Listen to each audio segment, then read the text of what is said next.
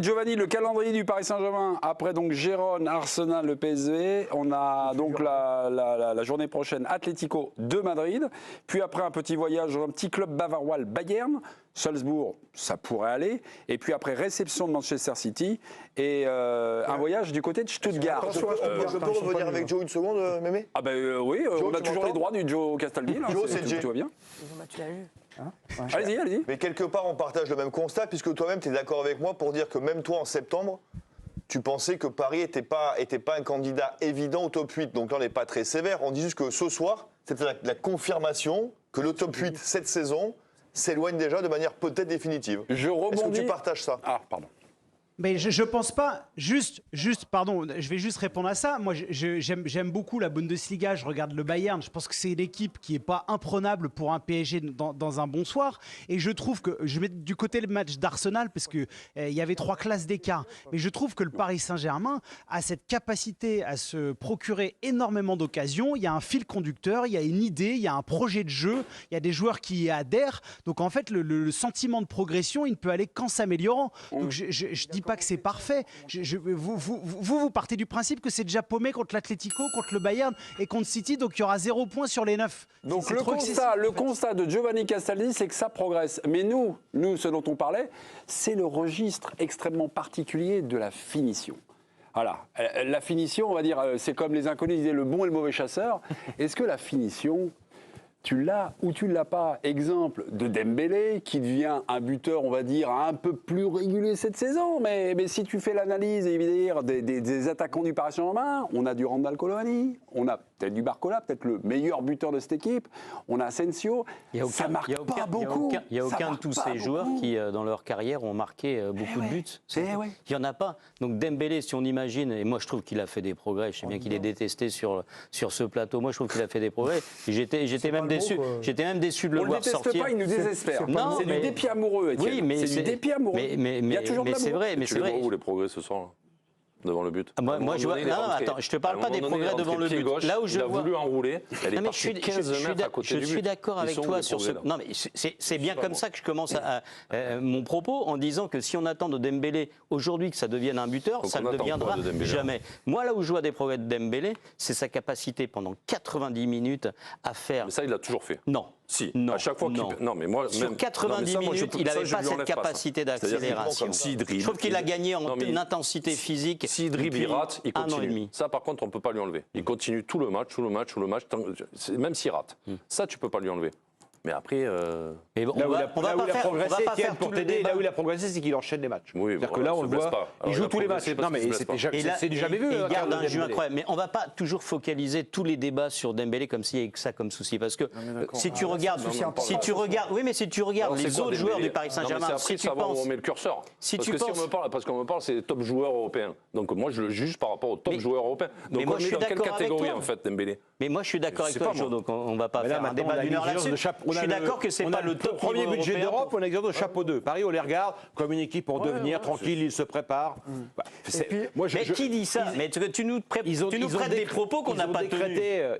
Si vous dites le 2 septembre arrive, on n'a pas d'attente particulière. Top 8, non. Ok, d'accord. Donc on attend du PSG que ce soit un 8e de finaliste de Ligue des Champions au mieux. Mais pas à nous. Non, mais c'est Leipzig, je me parle Paris Saint-Germain.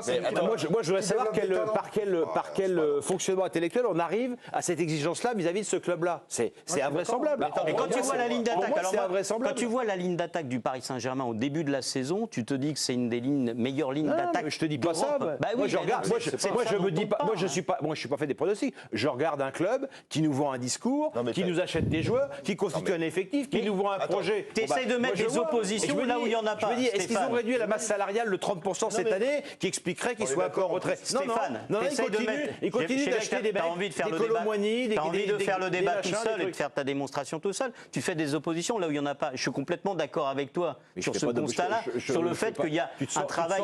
Sans toi, mégalomanise un peu moins l'émission. Mais je mégalise rien du tout. Te sens pas à chaque fois que je parle visé, c'est pas le sujet. Là, je te parle pas de toi. Je parle de l'attente autour du Paris Saint-Germain. Est-ce que le Paris Saint-Germain nous vend et que nous on gobe? Ah oui, on a une équipe de 23. N'engage que ceux qui les croient. Stéphane. Tant pis. Giovanni Castaldi. Moi, je trouve que le bilan du PSG après 3 journées en Ligue des Champions, et pourtant on sort d'un match qui était plutôt meilleur que les précédents, c'est pas normal. C'est pas normal. Non, mais c'est pas normal par rapport aux adversaires.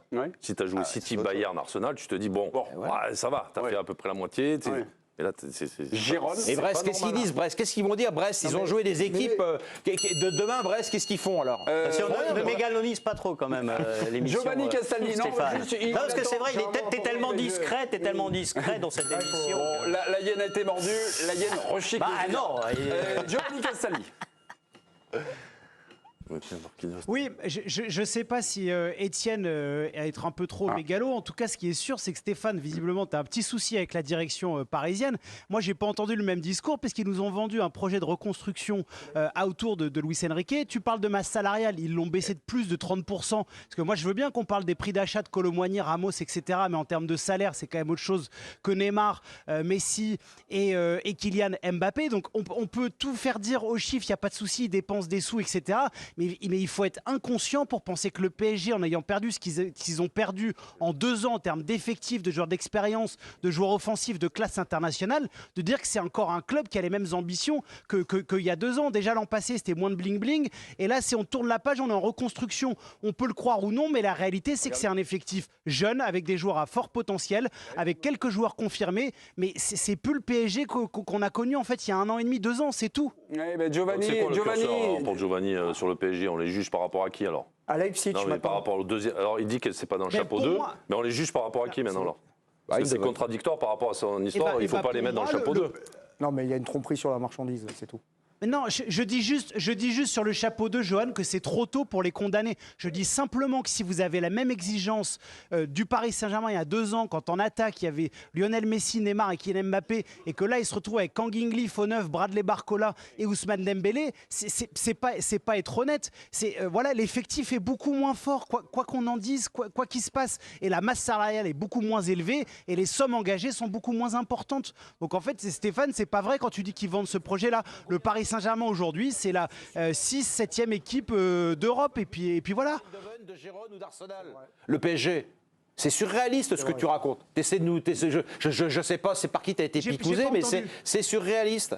Ils ont combien de fois le PSG du PSV Eindhoven, le PSG, le budget du PSV Eindhoven, le PSG et de Gérone. On parle de 2 problèmes différents. Vous parlez depuis tout à l'heure argent et je vous parle d'effectifs. C'est important quand même l'argent. L'argent, c'est quand même un peu la règle du jeu.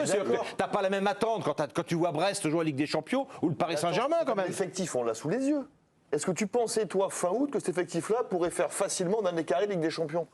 Je pensais que le PSG, avec son projet actuel, ses moyens et son budget, n'aurait pas à craindre des matchs contre Gérone et Eindhoven au Parc des Princes. Oui. Ça, je te le confirme. Mais pour l'instant, on en est là. On parlera dans 15 jours du match contre l'Atlético Madrid. Là, ils viennent de jouer le PSV Eindhoven qui n'ont pas battu. Ok, mes amis, je vous mets sur pause, mes amis. Giovanni, oui, concluez parce que Marquinhos a dégainé un truc là sur Canal. Je vous coupe la parole parce que Marquinhos, écoutez ce qu'il nous dit. L'an dernier, on avait un grand numéro 9. Revient Kiki, revient. La maison est vide sans toi. L'année dernière, on avait un grand numéro 9. Il a dit chez nos confrères de Canal+, on a des grands joueurs qui peuvent marquer des buts. Qui ont montré qu'ils peuvent le faire. Aujourd'hui, ça a manqué plus de tranquillité devant le but. L'année dernière, on avait un grand numéro 9. C'est une autre idée de jeu aujourd'hui. Il a raison. C'est quoi? C'est un pas de côté par rapport à la politique sportive décidée par les patrons? Ça, c'est un bon discours de capitaine, ça. Ouais. Là, c'est bien pour tes enfants. Non, mais c'est un scud pour son entraîneur, surtout. Parce que c'est coéquipier. Pour les autres. Non, mais c'est coéquipier. Tes potes là qui sont avancés. Mais attends, mais moi, je suis son coéquipier. Je suis Kolo Muani. Je prends l'exemple. Je suis Kolo Muani. Je joue pas en 9, donc je le prends pas forcément pour moi, mais même pas à ma position. Là, c'est la politique sportive, là. Ouais, là, il s'en prend à son coach. Non, il s'en prend à son coach, mais forcément, il joue à raison. C'est quand même pas très sympa pour les joueurs qui jouent. Je veux dire, c'est quand même. Là où il a surtout raison, c'est qu'un capitaine, tu dis pas ça. Bah bien sûr. Mais un mot sur Ousmane Dembélé, si j'ai le droit. Allez-y. Pourquoi tu n'aurais pas le droit? Si, j'ai envie de revenir dessus. Oui, je suis assez d'accord avec Stéphane sur l'analyse globale. Le PSG, c'est. Ok, d'accord. Mais Dembélé, on va pas revenir sur la politique sportive. Dembélé, Il n'a jamais terminé les actions. Tu commences la saison en lui expliquant, c'est comme si tu étais en NBA, tu étais option numéro 3, tu étais le 3e sur les shooters de l'équipe et tu deviens premier shooter alors que ça n'a jamais été ta spécialité.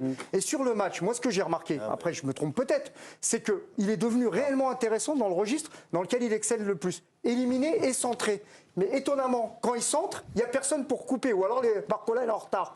Donc, si on lui demande de moins terminer, on lui demande de davantage centrer et d'avoir à l'arrivée des joueurs qui plongent, peut-être que là, effectivement, Paris Saint-Germain mettra plus de buts. Mais maintenant, ce qui se passe, c'est qu'on fait des débats. On nous explique que Dembélé, c'est Di Maria, Robben ou j'en sais rien, et il va finir en double-double. Il en oublie même ses coéquipiers parfois. Et moi, je trouve que ça a été contre-productif, cette communication autour de Dembélé. Sur l'intervention de Dembélé, parfois son manque de connexion avec le reste de l'équipe. Sur Barcola, son placement. Donc, notre ami Luis Enrique joue sans numéro 9. Donc, il me semble que les joueurs sur les côtés, Barcola et Dembélé, doivent, on va dire, se recentrer. Il faut qu'il ferme. C'est ce qui fait très Barcola ne ferme jamais lorsque le ballon. Il y a eu les centres d'Hakimi. C'est une axe de progrès. Jamais Barcola arrive à fermer. Qu'il a vraiment à travailler, c'est qu'on s'est fait la réflexion en bas. Et d'ailleurs les commentateurs aussi, c'est qu'à chaque fois qu'il y avait une action côté droit, lui il restait sous son côté gauche, mais à l'extrême de la surface. Ouais. En fait, vraiment, quand il déborde, alors on aime ou on n'aime pas, mais il déborde souvent, et on ne sait pas ce qui peut se passer, ça c'est la vérité, mais souvent le ballon il passe un peu, tu sais, il arrive comme ça, et Barcola n'est jamais là à ce moment-là. Pardon, mais là, dans l'organisation de Luis Enrique, le fait de ne pas avoir d'avant-centre, on va dire une pointe fixe, là t'es deux excentrés, il doit fermer. Ils doivent revenir. Là, c'est pas une question, on va dire, de. Offensivement, Bah oui, offensivement, C'est pas une question. Mais c'est la question de jeu, pas une question qu'on a tous sur Barcola. Enfin, je pense qu'on l'a tous sur Barcola pour l'instant, qui fait un très bon début de saison. Il faut quand même plutôt positiver. Ce que montre Barcola depuis le début de l'année, c'est quand même très très en progrès. Il fait partie, lui, des belles promesses du PSG. Mais on attend effectivement de voir si Barcola est ce joueur de ces rendez-vous-là, des grands rendez-vous en équipe de France quand il est attendu. Et ça se fait pas pour le coup en claquant des doigts. Tu vois, il y a un truc qui est criant pour moi, ce que je remarque ce soir, malheureusement pour le PSG, c'est qu'il y a eu Monaco avant. Non, mais c'est vrai. Ouais. Tu vois, tout ce que fait Monaco les combinaisons qu'il y a entre les joueurs. Deuxième de cette Ligue des Champions. Oui, mais tu vois, les combinaisons qu'il y a avec les joueurs offensifs, la disponibilité, les jeux en triangle. La connexion. La connexion. Constamment, et pas que les mecs devant. C'est-à-dire que les mecs du milieu accompagnent, etc., etc. Ça, tu le vois, je le vois pas. Parce que tu n'as pas les mêmes joueurs pour jouer pareil. Donc je ne sais pas quel est le jeu qu'ils veulent mettre en place. Quand tu vois, parce que quand tu as un milieu de terrain comme ça, moi, tu ne vas pas me dire que c'est un milieu de terrain pour rentrer physiquement, tout ça. Non, c'est pour avoir le ballon. Et pouvoir, si c'est pour avoir le ballon, faire ça, et jamais de combinaison avec les autres. Si tu as des joueurs techniques dans ce milieu, c'est pour combiner avec les trois de devant. Mais si après tu donnes le ballon à l'autre de devant et que tu le revois jamais, tu n'arrives pas à avoir de connexion. Mais comme disait quand même Nabil, c'est quoi le meilleur de Dembélé? C'est quand il est sur son côté et qu'il fait des différences, parce que comme le disait Jérôme, tu vois, je cite tous les grands auteurs, le ballon finalement, il réussissait quand même toujours à peu près à arriver à un moment donné dans la surface. Et quand tu as de l'autre côté Barcola, et je vais citer Stéphane qui a dit quelque chose de bien dans l'émission. Ce soir, on se réconcilie, mes amis, c'est beau. Oh non, ça ce sera tout à l'heure. Si jamais il vient boire un coup, on verra. Mais c'est pas souvent. Je suis sobre.